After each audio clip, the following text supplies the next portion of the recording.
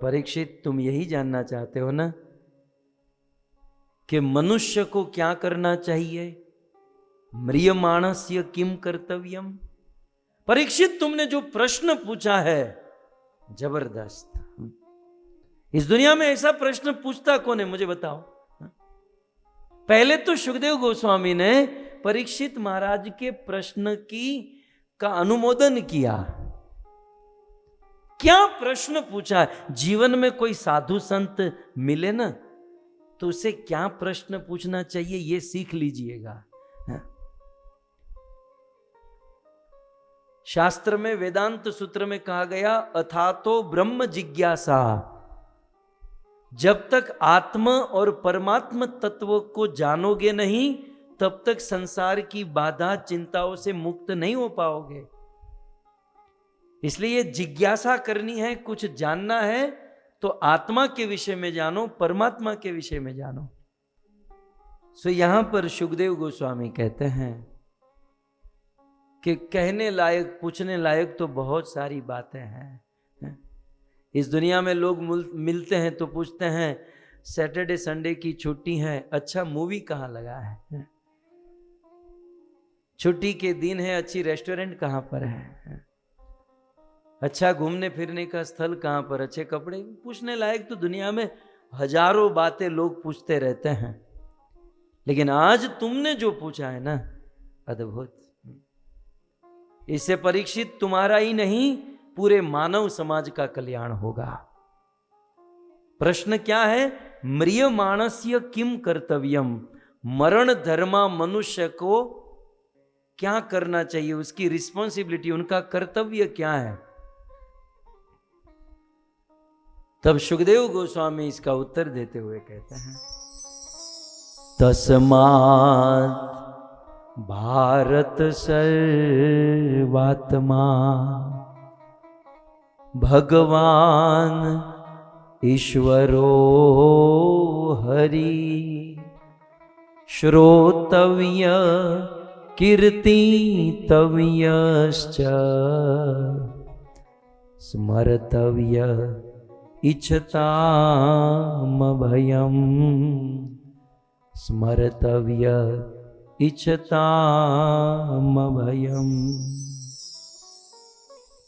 तस्मात्, तस्मात् माने इसलिए, देयरफॉर, किस लिए?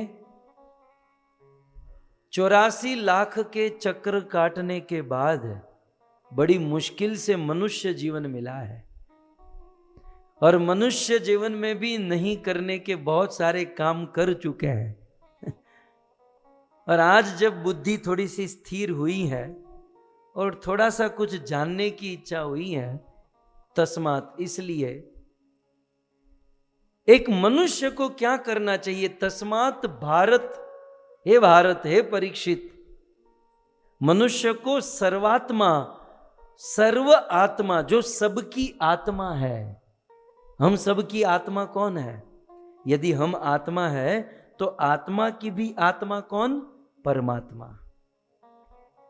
शरीर को चलाने वाली आत्मा है, राइट? शरीर से आत्मा निकल जाए तो शरीर खत्म। तो शरीर को चलाने वाली आत्मा है, आत्मा को चलाने वाला कौन? परमात्मा।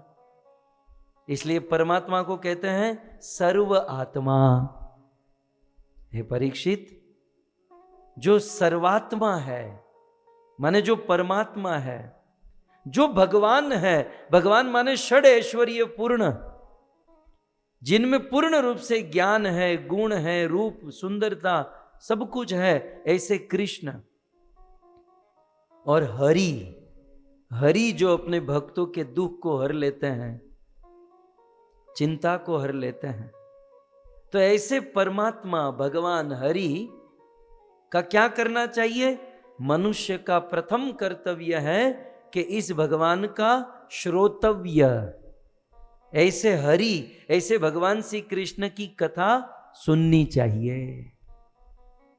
कीर्तितव्यश्च, और उस भगवान राम कृष्ण के नाम का कीर्तन करना चाहिए। श्रोतव्य, कीर्तितव्यश्च और स्मरतव्य, और उस राम और कृष्ण की कथा लीला का स्मरण करना चाहिए, स्मरण करना चाहिए। किसको? इच्छताम अभयम, जो अपने जीवन में अभय चाहता है, सभी प्रकार की चिंता, दुख, दारिद्र्य से मुक्त होना चाहता है, उसे भगवान राम, भगवान श्री कृष्ण की कथा सुननी चाहिए, राम कृष्ण का नाम लेना चाहिए, राम कृष्ण का स्मरण करना चाहिए। जीवन में आनंद आनंद हो जाएगा। आप एक समय के लिए सोच लीजिए कि चलो वैकुंठ नहीं है, मरने के बाद कुछ नहीं है, चलो एक समय के लिए, लेकिन जीवन जीने के लिए भी भगवत चिंतन सबसे ज्यादा सुख देने वाला है। भगवत चिंतन, हरि चिंतन, हरि स्मरण जो सबसे ज्यादा आनंद देता है। मैं तो कहता हूं इस दुनिया में सबसे अधिक आनंद, सबसे अधिक सुख एकमात्र प्रभु स्मरण है। और जैसे ही प्रभु स्मरण छूटा, दुर्घटना घटी, सावधानी हटी, दुर्घटना घटी। सो मनुष्य का कर्तव्य है भगवान की कथा सुने, भगवान का नाम ले और उनका स्मरण करें। लेकिन लोग ऐसा करते नहीं हैं। निद्रया रियते नक्तम व्यवायेन च वावय दिवाचारते हया राजन कुटुंब भरणे नवा। पूरा दिन बीत जाता है पैसे कमाने में और रात बीत जाती है सोने में। दिन पैसे कमाने में, रात सोने में, दिन रात करते करते जीवन बीत जाता है। और फिर जीवन बीतते बीतते बुढ़ापा आ जाता है, और उस बुढ़ापे के समय में तेषाम प्रमत्तो निधनम, वो आदमी अपने घर गृहस्थी में इतना प्रमत्त होता है, इतना आसक्त होता है कि पश्यन अपि न पश्यति, वो देखता है कि अब मेरे मृत्यु का दिन निकट है, मौत के दिन करीब है, अब तो मैं कुछ कर लूं, लेकिन देखते हुए भी उसे देखता नहीं है। महाभारत में एक प्रसंग है, आप सब लोग जानते हैं। पांडव जब वनवास में थे तो यक्ष ने सबको मार दिया, युधिष्ठिर जीवित थे। यक्ष ने 100 प्रश्न पूछे और कहा कि युधिष्ठिर, सभी प्रश्नों का उत्तर सही दे दोगे तो तुम्हारे भाई को जीवित कर दूंगा, एक भी गलत हुआ तो सब खत्म। अमिताभ जी तो लाइफलाइन भी देते हैं, फोन अ फ्रेंड कर लीजिए, ऑडियंस पोल ले लीजिए, 50-50 कर दीजिए। युधिष्ठिर को 100 प्रश्न पूछा, ऑप्शन भी नहीं दिया, लाइफलाइन भी नहीं दिया, लेकिन धर्मराज युधिष्ठिर खरे उतरे। क्या अद्भुत प्रसंग है, एक से एक प्रश्न। मैं सारे प्रश्नों में न जाऊं, एक प्रश्न का जिक्र करूं। यक्ष का उस 100 प्रश्न में से एक प्रश्न था, किम आश्चर्यम, युधिष्ठिर बताओ इस दुनिया में आश्चर्य क्या है? तो हम तो कहेंगे नायग्रा फॉल सबसे बड़ा आश्चर्य है, या इंडिया का ताजमहल सबसे बड़ा आश्चर्य। आपके यूके में कोई है क्या? हम तो यही आश्चर्य कहते हैं। धर्मराज युधिष्ठिर ने कहा कि इस दुनिया में सबसे बड़ा आश्चर्य क्या है? अहनी अहनी भूतानी गच्छन्ति यमालयम शेषा स्थावर नीचन्ति किम आश्चर्यम यतः परम। युधिष्ठिर कहते हैं कि एक दिन में अहनी माने हजारों लोग गच्छन्ति जाते हैं, कहां? यमालयम, यमराज के दरबार में। प्रतिदिन हजारों लोग यमराज के दरबार में जाते हैं। हमसे जो छोटे थे वो एक्सीडेंट में चले गए, हमसे जो बड़े थे उसको हार्ट अटैक या नेचुरल डेथ में चले गए। हमारे आजू बाजू ऊपर नीचे रहने वाले सब लोग चले गए, लेकिन हम क्या सोचते हैं? हम कभी नहीं जाने वाले हैं। युधिष्ठिर महाराज कहते हैं कि हमसे छोटे बड़े ऊपर नीचे रहने वाले सब चले गए, लेकिन शेषास्थावर जो शेष बचे हैं वो एक बार भी नहीं सोचता है कि मुझे भी एक ना एक दिन मरना पड़ेगा यार, तो मरने से पहले कुछ सत्कर्म कर लूं, कुछ अच्छा काम कर लूं, एटलीस्ट भगवान के सामने मुंह दिखाने के लायक तो बन जाऊं। सबसे बड़ा आश्चर्य है। श्रील प्रभुपाद जी लिखते हैं, आजकल हमारे भारत में ना अमेरिका कनाडा जाने का बहुत क्रेज चला है। एम्बेसी में हजारों स्टूडेंट लाइन में खड़े रहते हैं कि वीजा लग जाए। श्रील प्रभुपाद जी कहते हैं कि आदमी अमेरिका कनाडा जाने के लिए मेहनत करता है कि मैं यूएस चला जाऊंगा, कनाडा चला जाऊंगा। आदमी करोड़पति बनने के लिए रात दिन मेहनत करता है कि मैं करोड़पति बन जाऊंगा। प्रभुपाद कहते हैं वो कभी अमेरिका जाने वाला नहीं है, वो कभी करोड़पति बनने वाला नहीं है। जो जीवन में कभी नहीं होने वाला है उसके लिए रात दिन मेहनत करता है, और जीवन में मृत्यु जो आने वाली है वो तो निश्चित है, उसके लिए एक बार भी सोचता नहीं है। जो नहीं होने वाला है उसके लिए रात दिन सोचता है, और जो होने वाला है उसके लिए एक बार भी नहीं सोचता।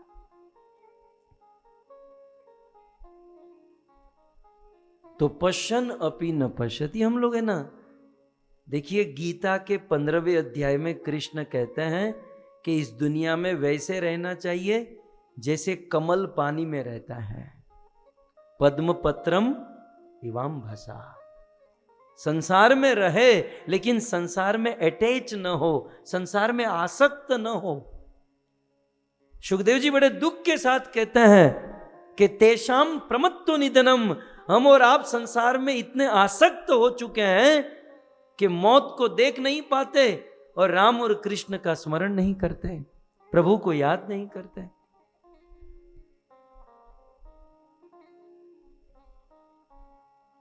अभी तो वर्तमान में तो हम अमेरिका रहते हैं, आप सब जानते हैं, लेकिन हम पहले भारत में मुंबई में रहते थे, और मुंबई में बोरीवली में हमारा घर था, और मीरा रोड में हमारे इस्कॉन का मंदिर था।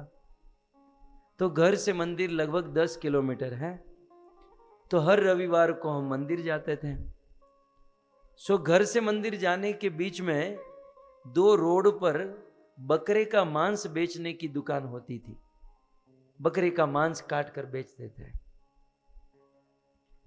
और हम लोग देखते थे। मैंने मेरी आंखों से देखी हुई घटना कह रहा हूं। सो घर से मंदिर 10 किलोमीटर दूर था, और बीच में 2 कसाई खाने।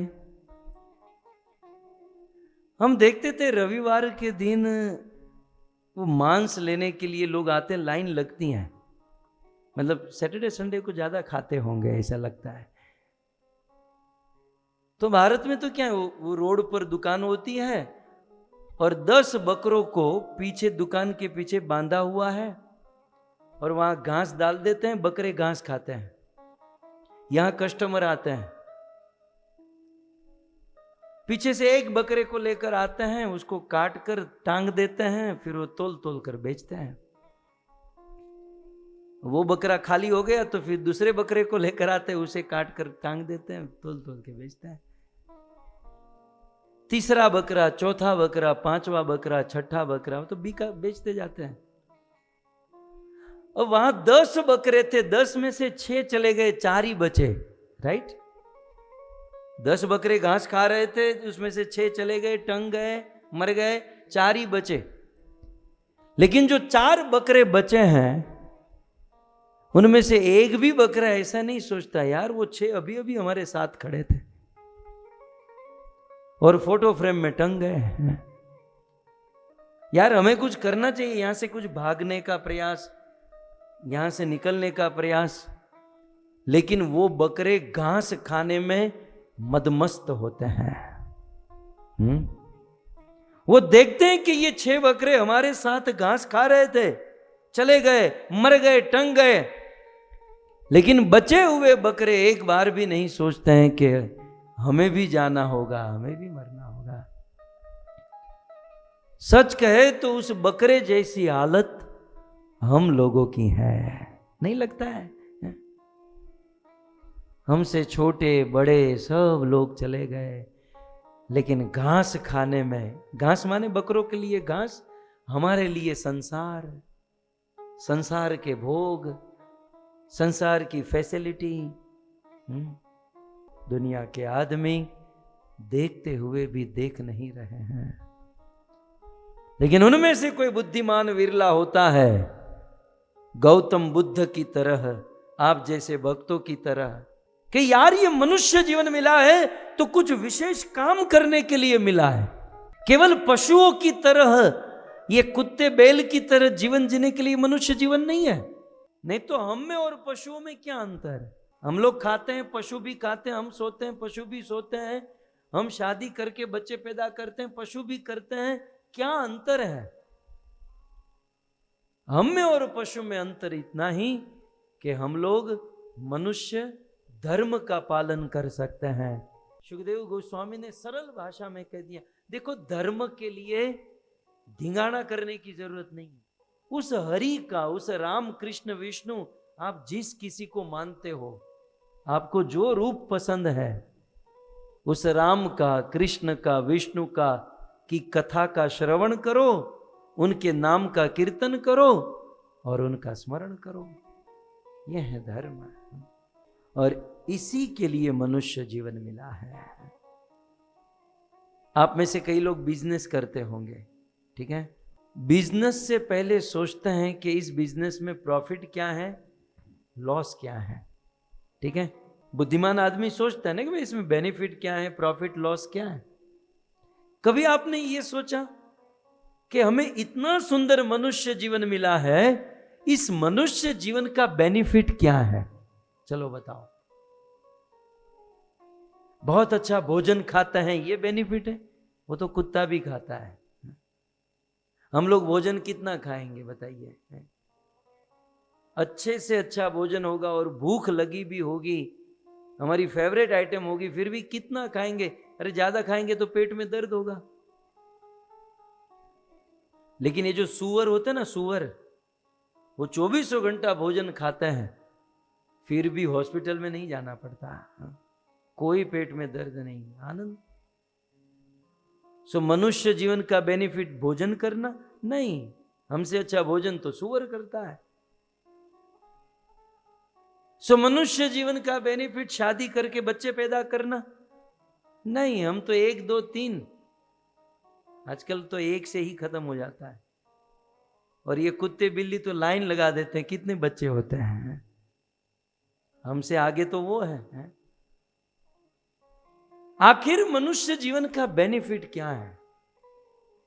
सुखदेव गोस्वामी ने कहा, एतावान सांख्य योगाभ्याम स्वधर्म परिनिष्ठया जन्म लाभ परे पुंसाम अंते नारायण स्मृति ही। ये मनुष्य जीवन मिला है, इस मनुष्य जीवन का बेनिफिट मनुष्य जीवन के अंत में भगवान का स्मरण हो जाना, ईश्वर का स्मरण। मृत्यु के समय भगवान का स्मरण, या जीवन जीते समय कोई भी काम करो, उस काम में भगवान का स्मरण हो रहा है तो आप बेनिफिट में हो, आपको लाभ है। किसी भी काम में प्रभु का स्मरण हो रहा है तब तो वह काम आपका सक्सेस है। लेकिन कभी कभी कुछ काम दिखने में बहुत बड़े बड़े होते हैं, लेकिन उसमें प्रभु का स्मरण नहीं है, तो वह कार्य दिखने में बड़ा होते हुए भी लॉस है। इसलिए भगवान का स्मरण है।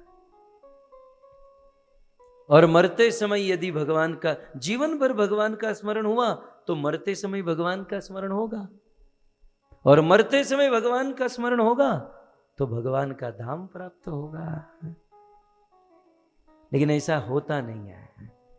कौन भगवान का स्मरण करता है? जीवन भर लोग पैसा पैसा पैसा, यहां से कमा लो, यहां जॉब कर लो, यहां बिजनेस कर लो, यहां ये डाल दो, यहां ये डाल दो।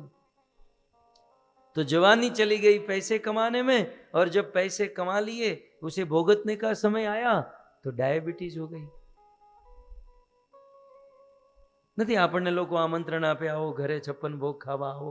આપણી માટે 56 ભોગ હોય અને એ ખૂણામાં બેઠો બેઠો ફણગાવેલા મગ ખાતો હોય. આપણે કહીએ તમે લ્યો ને 56 ભોગ. નહીં, અમને તો ડાયાબિટીસ છે ને, એટલે એને તો ખાવાનું જ નહીં.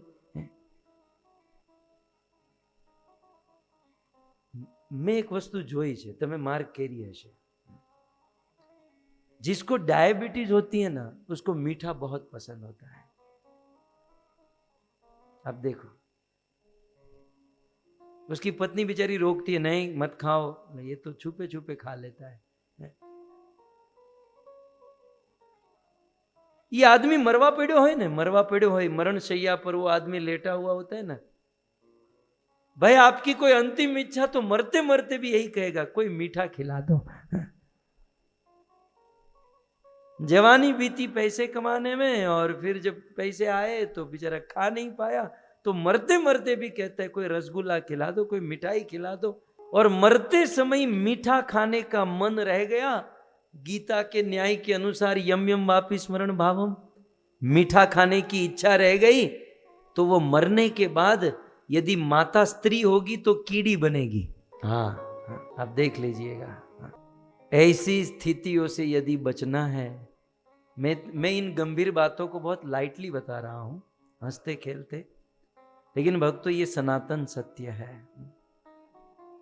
मनुष्य जीवन का बेनिफिट भगवत स्मरण कर लीजिएगा, प्रभु का स्मरण.